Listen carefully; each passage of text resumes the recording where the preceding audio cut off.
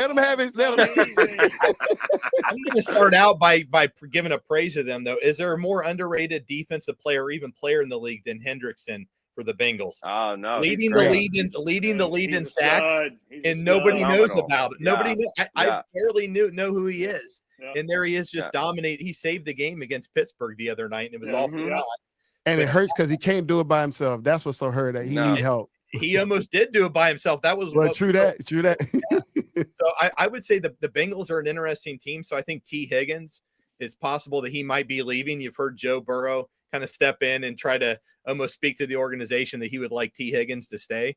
The problem is the salary cap, and they already have Jamar Chase. Yep. And so they already have a lot of other high paid players on that side of the ball. So I think the Bengals, once again, we're going to go back to the offensive line, need to shore up their offensive line.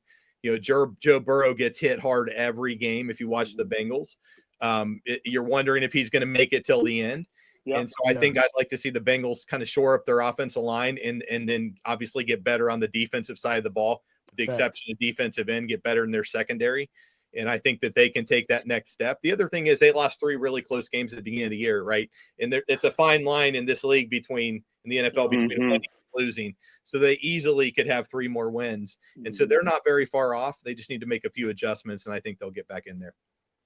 They are a playoff team. I don't think the Bengals are a playoff team. Came up with a face mask full of turf. I know. And they won that game, and he's still on his back all the time. And he was on his face. That's crazy. I hate to see him go through that. He's a tough Ohio-born kid, though, from Athens, Ohio. Man. He keeps getting up.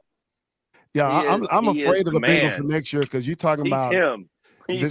They finally figured it out at the end of the season, but they coming back next year with a vengeance. And you talking about the offense is already set.